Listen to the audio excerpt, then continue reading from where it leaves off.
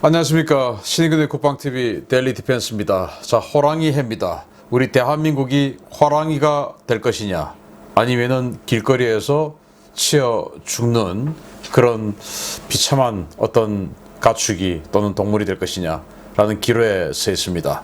미국이 충격적인 경고를 했습니다. 한국, 무덤과 번영 중에 선택하라. 즉, 미국과 같이 해서 현재의 번영을 누릴 거냐, 아니면 중국 편에 서서 죽을 거냐 라는 선택을 강요를 했는데요.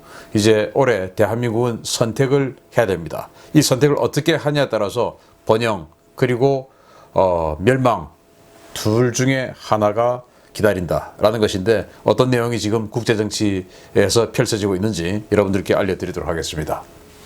실패한 안미 경중, 이걸 고집하는 한국이죠. 새해에도 같은 기조로 갈 것임을 천명했습니다.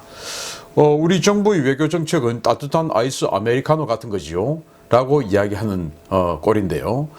아이스 아메리카노 어떻습니까? 아메리카노라는 커피에다가 얼음을 집어넣어서 아주 시원하게 만든 게 아이스 아메리카노죠. 그런데 그 아이스 아메리카노가 따뜻한 아메리카노가 있을 수 있습니까? 따뜻한 아이스 아메리카노, 얼음 다 녹아서 뭐 이도저도 아닌 이상한 거 되는 거죠. 그래서 정의용 외교부 장관이 12월 29일 날 이렇게 이야기를 합니다. 우리 정부가 전략적 명확성을 취하고 있지만 일부에서는 전략적 모호성이라는 비판이 나오고 있는데, 우리 정부 입장은 한미동맹이 외교 안보의 근간, 한중 관계가 전략적 협력 동반자 관계라는 것이다. 우리 정부의 기본 입장이 모호하다고 보고 있지 않다 라는 거예요. 완전히 말장난을 하고 있는데, 우리 대한민국의 외교 안보 근간은 한미동맹이다.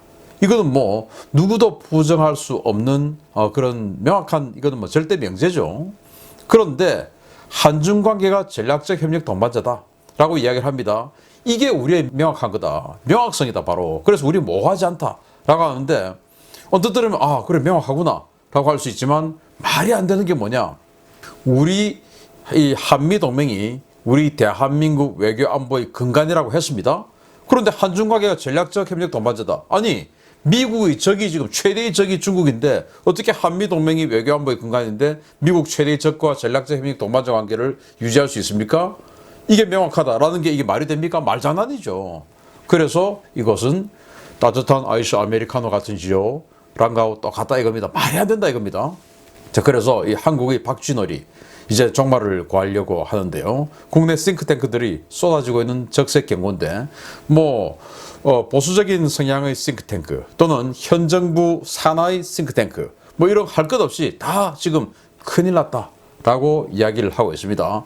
일단 이데일리가 연말에 이렇게 이야기를 했습니다. 2022년 미국에는 11월 중간선거가, 중국에는 시진핑 주석의 3연임을 공식화하는 중국 공산당 제20차 전국대표회의가 하반기 예정되어 있다.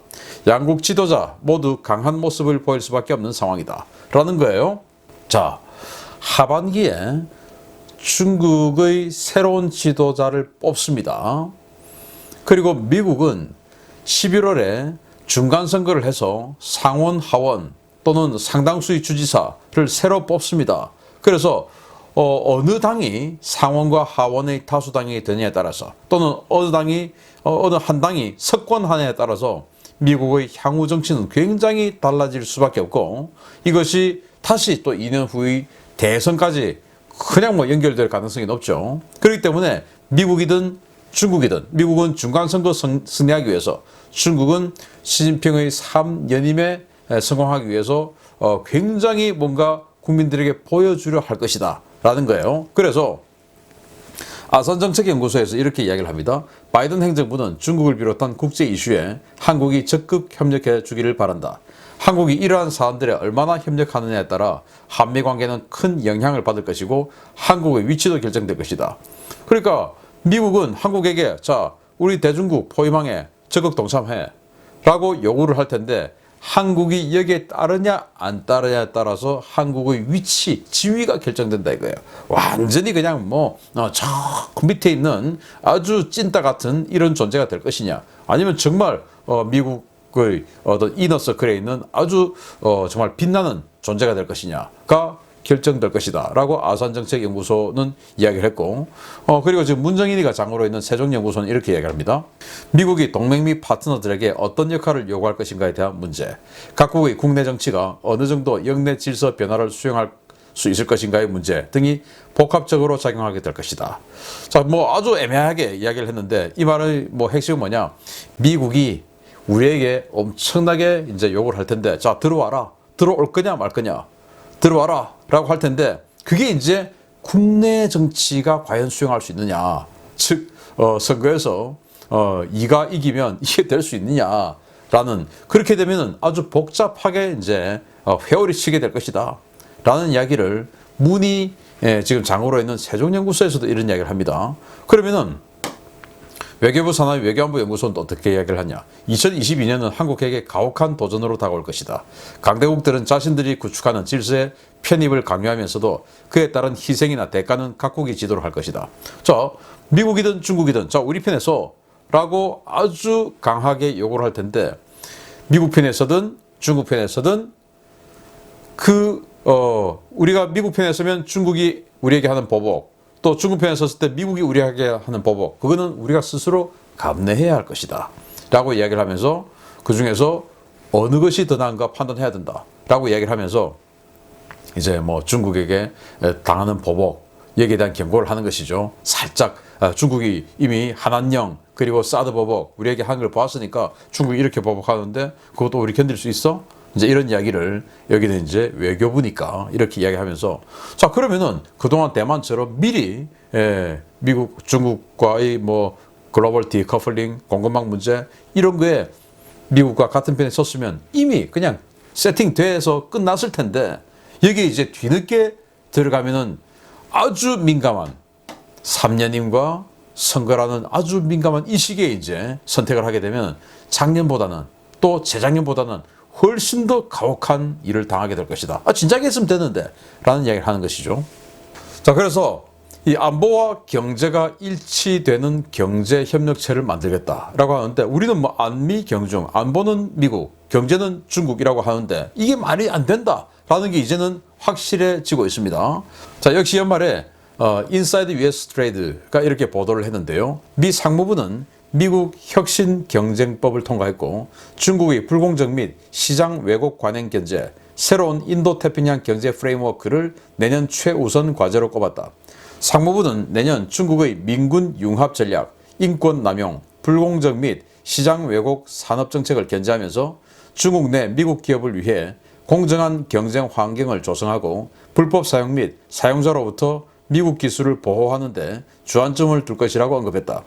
이를 위해 수출 통제 준수를 강화하도록 이해관계자와 지속적으로 협력하고 중국 정부 및 상업 주체들의 핵심 기술 사용을 모니터링할 것이라고 덧붙였다. 상무부는 새로운 인도태평양 경제 프레임워크를 통해 동맹국들과 기술 및 안보 공급망 분야에서 지속적으로 협력하고자 한다고 밝혔다. 자, 중국은 민군 융합 전략을 펴고 있다. 여러분들 뭐 중국 가보신 분들은 기억하실 겁니다. 곳곳에 자주 보이는 내용인데, 민군 병진, 민과 군이 같이 나간다. 뭐 이런 거 자주 보실 겁니다. 그래서 중국은 항상 민군 병진, 민군 융합이라고 그래요.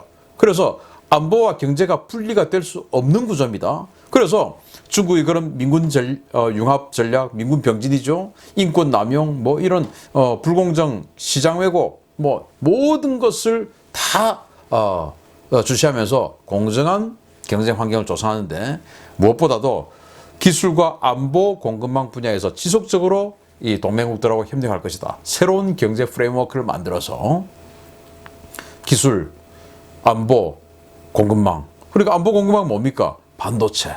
그리고 또 예를 들어서 중국의 포를 만든다든지, 중국의 군함을 만든다든지, 전투기 만든다든지, 여기에 특수한 금속이나 또 철강이 들어가죠. 그래서 철강도 안보 공급망 문제에 들어갈 수 있고, 반도체, 뭐 첨단 기술, 이 모든 것들이 안보 공급망 분야에 들어갈 거니까, 이건 중국의 그런 군사적 기술이 강화되는 것은 미국의 안보 위협되니까 이 경제 분야에서 중국의 군사적 기술을 무너뜨리기 위한 이런 조치를 한다. 이런 안미 경중이 됩니까? 안 되죠. 상무부는 동 계획이 포괄적, 점진적 환태평양 경제 동반자 협정 등의 무역 협정보다 더욱 포괄적이라고 밝혔다. 지나 레이몬드 상무장관과 캐서린 타이 미 무역 대표부 대표, 토니 블링컨 국무장관은 해당 지역을 각각 방문하며 역내 여러 교육 상대국과 동계획을 논의했다.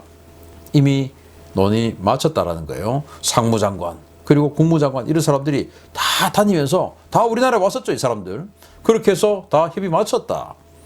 그래서 지금 있는 CPTPP 이것보다 훨씬 더 포괄적인 완전히 전 영역을 아우르는 이런 프레임워크를 만들어서 확실하게 강화되는 그리고 아주 강력한 이라고 레이몬드 상무부 장관이 이야기했죠. 여기 안 끼면 여기 끼어서 우리 편이 될 거냐, 여기 안 끼어서 완전히 그냥 우리하고 관계 단절할 거냐 이거죠. 여기 안 끼고 그냥 적당히 우리하고 관계 유지하고, 이게 아니고 이 프레임워크에 들어오면 완전히 우리 편, 안 들어오면은 뭐 느슨한 관계 이런 거 없고 그냥 끝.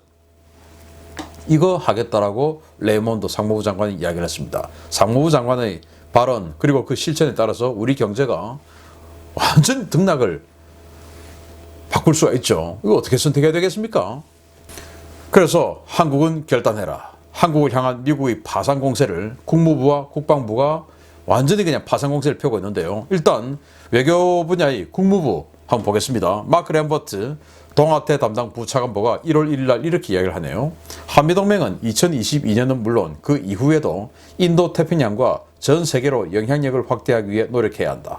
그래서 한미동맹 중요하니까 전 세계로 영향력을 확대하기 위해 노력해야지, 무슨 뭐 이제는 북한 문제 이거 이제 아니다 라고 딱 이야기를 하면서 한국은 신뢰할 수 있는 파트너다. 한국은 동남아시아, 태평양 제도, 아프리카, 남미의 지역 글로벌 문제에서 훨씬 더 큰 리더십을 맡을 준비가 되어 있다 라고 한국을 슬쩍 축혀 세워주는 척 하면서 한국 니들이 바로 그런 일을 해야 돼. 동남아시아에서 중국이 남중국에서 어마어마한 나쁜 일들을 자행하고 있죠. 이런 거 같이 해야 돼. 태평양 제도 여기 또 중국이 또 자본 투입해서 태평양 제도에 있는 이 동남아시아 국가들 또 끌어안으려고 하고 있죠. 여기 또 참여해야 돼. 아프리카 얼마나 지금 중국 세력들이 많이 들어가 있습니까? 남미도 지금 마찬가지로 중국이 이제 들어가고 있죠. 여기에 한국이 동참해야 돼. 왜? 니들 스스로 세계 랭킹 10이다 하니까 그 정도 리더십 맡아야지 라고 하면서 이제 확실하게 이렇게 못을 박습니다. 한미는 집단 안보를 위협하는 경제, 기술, 정보 문제에 대응하고 신종 코로나 바이러스 감염증, 기후변화 등 실체적 문제에 대응하기 위해 협력해야 한다. 민주주의 가치를 바탕으로 철통 같은 동맹을 다짐해야 한다. 계속 뭐뭐 해야 한다, 뭐뭐 해야 한다 라고 단정적으로 이야기를 합니다. 그래서 뭐뭐 해야 한다. 그거 하지 않으면 니들은 우리의 적이야 라고 이분법으로 지금 미 국무부가 나오고 있는 거예요. 이거 지금 완전히 아주 강력한 멘트를 하고 있죠. 그래서 집단 안보를 위협하는 경제, 기술, 정보 문제, 화웨이 같은 것에서 뭐 해킹하고 정보 수집하고 하는 그런 거 다 같이 대응해 나가야 돼. 경제, 기술, 뭐 기술 절취하고 하는 거 다 같이 대응해 나가야 돼. 그리고 신종 코로나 바이러스 이거 중국이 했다는 거 같이 밝혀내야 돼. 라고 하는 겁니다. 무엇을 바탕으로? 민주주의 가치를 바탕으로. 쟤들은 민주주의가 아니잖아. 그런데 니들은 민주주의인데 왜 우리하고 같이 안 하려고 해? 라고 국무부가 이야기하죠. 그리고 국방부는 이렇게 이야기합니다. 최근 로버트 에이브람스 전 한미연합 사령관이 VOA에 출연해 새 작전 계획에 중국 대응과 관련한 내용이 포함되어야 한다고 주장했는데 미 국방부는 다양한 안보 문제에 대해 한국 동맹군과 합동 계획을 수립하고 있다. 에이브람스 전 한미연합 사령관이 VOA에다가 이렇게 이야기해요. 완전 특집 기사에서 한국이 이제는 중국 대응해서까지도 군사력을 같이 힘을 모아야 된다. 그 새로운 SPG 같이 해나가야 된다. 라고 했는데 한국은 무슨 소리냐? 우리는 중국 관련한 전략 지침 우리는 안 한다. 라고 이야기했는데 여기는 한다라네요. 이 사안은 지난 53차 한미안보협의회, 즉 국방장관 대화입니다. 그래서 오스틴 장관의 발언을 참고하라. 양국은 새로운 전략계획 기획 지침 SPG 작성에 합의한 바 있다. 우리는 중국 관련해서 SPG 안 한다고 했는데 여기는 중국 관련해서 다양한 합동계획을 수립하고 있고 그 전략계획 지침 작성에 합의했다라고 이야기하는데 누가 거짓말이겠습니까? 입만 열면 거짓말하고 있는 대한민국 정부가 거짓말 아니겠습니까? 한미 정상회담 했다. 뭐 했다. 항상 서로 간의 발표가 달라요. 입만 열면 거짓말.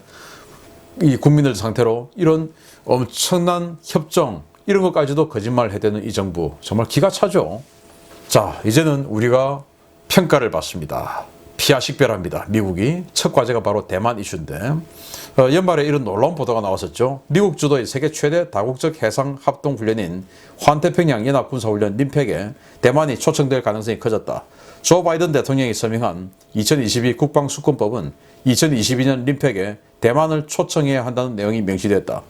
NDA에는 림팩에 대만을 초청하는 것은 중국의 증가하는 강압적, 공격적 행동에 직면한 자치 대만을 지원하는 미국의 노력을 보완하는 것이라고 명시했다. 라고 CNN이 보도를 했어요. 국방수권법에 2022년 올해 여름에 진행되는 림팩 훈련에 대만을 초청해야 한다. 라고 법으로 명시를 했고 바이든 대통령은 서명을 했어요. 그 말은 이것은 반드시 한다. 법을 집행한다라는 것이죠. 안 하면은 바이든 대통령이 법을 어기는 것이 되니까. 그래서 대만은 반드시 초청됩니다. 림팩 환태평양 해군 연합훈련에 우리 대한민국 해군은 반드시 그동안 참가해왔던 바로 그 훈련에. 자, 이렇게 되면 왕이 중국 외교부장이 막 불쾌하게 어마어마하게 지금 이제 반응을 내놨는데, 이렇게 되면 한국 니들도 만약에 혹시 거기 대만 가는데 참가하면 니들 가만두지 않아 라고 할 거 아니겠냐라는 거죠. 자, 이렇게 했더니 왕이가 이렇게 얘기하죠. 레드라인을 넘을 경우에 결연한 조치를 취하지 않을 수 없다. 미국이 대만의 독립을 계속해서 부추기면 감내할 수 없는 대가를 치르게 될 것이다. 라고 대만의 림팩 참가 내용에 대해서 이렇게 이야기를 합니다. 이렇게 이야기를 했더니 여당 후보인 이모 씨는 이렇게 이야기를 합니다. 12월 30일 날 여당 대선 후보인 이모 씨는 한국신문방송편집인협회에서 이렇게 대만 문제에 대해서 이야기하죠. 림팩에 대만이 초청되었고 중국이 한국의 훈련 불참을 요구할 것으로 전망된다는데 대만 문제는 복잡하다. 그런 선택을 안 해도 되는 상황이 될 것이다. 대만이 림팩에 참여하지 않을 가능성이 높지 않을까. 기대 섞인 예측을 한다. 아니 그냥 자기 스스로 그냥 내내 망상을 하는 겁니다. 대만 참 골치 아프긴 한데 안 갈 거야 림팩에 지들 스스로. 라고 대만인들을 이렇게 그 독립의지를 이렇게 폄하하는 이야기를 하고 기대 섞인 예측을 한다라고 하는 말은 중국 측 입장에서 보는 거 아니겠습니까? 모든 이 대만 문제를 중국 측 입장에서 보는 사람이에요. 그리고 한국은 경제력 10위권, 군사력은 6위다. 이제는 우리 중심으로 주체적, 실용적으로 결정해야 한다. 베이징 동계올림픽 외교적 보이콧에 한국은 불참해야 하고 미중 갈등 상황은 우리가 양쪽에 낀 상태가 아니라 둘을 아우르는 상태라고 생각해야 더 편하다. 자, 확실히 했습니다. 베이징 동계올림픽 외교적 보이콧에 한국은 불참해야 한다. 그 말이 뭡니까? 베이징 동계올림픽 외교적 보이콧을 미국 주도로 진행하고 있고 이제는 독일까지 참여를 했는데 여기에 한국 불참해야 된다. 그 말은 베이징 동계올림픽 반드시 우리는 정상급이 가야 된다. 미국 말 들으면 안 된다. 그 말을 하는 것이고 미중 갈등 상황은 우리가 양쪽에 낀 상태가 아니라 둘을 아우르는 상태라고 생각해야 더 편하다. 아니 더 편한 거야. 아무렇게나 내 마음대로 생각하면 편하죠. 그런데 대한민국 국익을 책임지는 대통령이 그렇게 편하게 생각하면 안 되죠. 그래서 이 말은 뭐냐. 과거 노무현 대통령의 동북아 균형자 그리고 지금 동북아 운전자 이거하고 더 기가 막힌 내용이죠. 동북아 균형자 해가지고 힘도 없는데 우리가 무슨 균형을 잡습니까? 균형 잡는 사람은 힘이 가장 센 사람이 야 조용해 잠깐만 야 너 잠깐만 스톱 이렇게 가장 힘이 센 사람이 균형을 잡는 거예요. 심판 사각의 링에서 심판이 제일 권력이 세지 않습니까? 스톱시키면 스톱해야 되고 때려 하면 때리는 것이고 그게 바로 심판입니다. 균형자가 그건데 엉뚱하게 우리가 균형자 하겠다고 했다가 전 세계에서 완전히 비아냥 샀죠. 그리고 여기는 이제 균형자 해가지고 그렇게 욕먹으니까 지금 정부는 욕먹겠지. 그래서 운전자라고 하자 했는데 아무도 타지 않고 비웃고 왕따만 당했죠. 그런데 여기는 우리가 아우른다. 아이고 얘들아 너희들 참 고생 많다고 아우른다 이거예요. 그게 더 편하다. 참 기가 차는 것이죠. 자 이렇게 자유진행에서 떨어져 나가는 한국에 대한 미국 석학의 경고인데 미어샤이머 교수 아마 정치학 국제정치 한 사람들 전부 다 이분 책도 읽고 이분을 멘트들 다 하나하나 우리가 공부했던 그 엄청난 국제정치 석학인데 이분이 이렇게 경고를 합니다. 중국은 의문의 여지 없이 더 공격적으로 변할 것이다. 많은 사람들은 중국이 과거보다 더 공격적으로 변한 이유가 시 주석 때문이라고 주장하지만 동의하지 않는다. 중국은 경제적으로 더 강력해지면서 이 힘을 군사력으로 바꿀 것이다. 한국이 한미관계에 전념하지 않는 것은 어리석음이 극치가 될 것이다. 한국은 경제적으로는 중국, 안보는 미국과 좋은 관계를 유지하려 한다. 하지만 중국에 더 강력해지고 다른 국가의 위협이 될수록 한국을 포함한 동아시아 국가들이 미국과 더 가까워질 것으로 본다. 안보는 생존의 문제이며 경제적 사안보다 더 중요하기 때문이다. 아니, 한국이 안미 경중한다고 하는데 이거 있을 수 없다. 어리석음이 극치다 이거예요. 그래서 한국이 한미 동맹에 더 경사되지 않고 중국 쪽으로 기울어지는 것은 어리석음이 극치다. 안보는 생존의 문제이기 때문에 이거 경제가 안보를 따라올 수가 없다라고 이야기하면서 한국이 미국에 가까워질수록 중국은 한국에 보복할 것이고 한국은 일정한 대가를 치러야 할 것이다. 국제정치에 대한 중국의 방식은 중국을 따르든지 아니면 떠나라 라는 것이다. 이분법 한다 이거예요. 니 편 내 편 없이 무조건 니 편이냐 내 편이냐 뭐 균형자 아우르는 거 이런 거 없다는 거예요. 한국은 자신의 무덤 위에서 중국과 함께 춤을 출지 아니면 미국과 협력하는 것을 선택해서 미국의 핵우산을 머리 위에 유지할지 물어봐야 한다. 이제는 중국 편에 설지 그래서 미국 편의 반대편에 설지 이제는 선택이다 이거예요. 니 편 내 편 뭐 아우르고 중간에 균형하고 운전하고 이거 없다. 중국이 봐서도 적이냐 미국이 봐서도 적이냐 그래서 중국의 편에 서서 무덤 위에 춤을 죽을 것이냐 아니면 미국 편에 서서 핵우산 그대로 유지하면서 이 안보 번영 유지할 거냐 이렇게 지금 이 미어샤이머 교수가 이야기를 하죠. 무서운 겁니다. 그래서 결단의 시간이 왔습니다. 공산 전체주의 개가 될 거냐 아니면 자유의 선봉이 될 거냐 대만이 자유의 선봉이 될 거다라고 선언했죠. 램퍼트 차관보가 한국을 방문해서 10월달에 이렇게 얘기했습니다. 내년 선거에서 한국의 새 대통령은 좋은 사람이 되지 않겠느냐. 굿맨이라고 얘기했는데 미국이 생각하는 굿맨은 누굴 것이며 그리고 우리 역사, 우리 대한민국의 번영의 굿맨은 누구일 것이냐. 반드시 한미동맹을 중요시하는 사람이 굿맨이 아니겠냐. 그리고 그게 우리 국민에게도 굿맨이 아니겠냐라는 생각을 합니다. 우리 뭉쳐야 됩니다. 마치겠습니다. 감사합니다.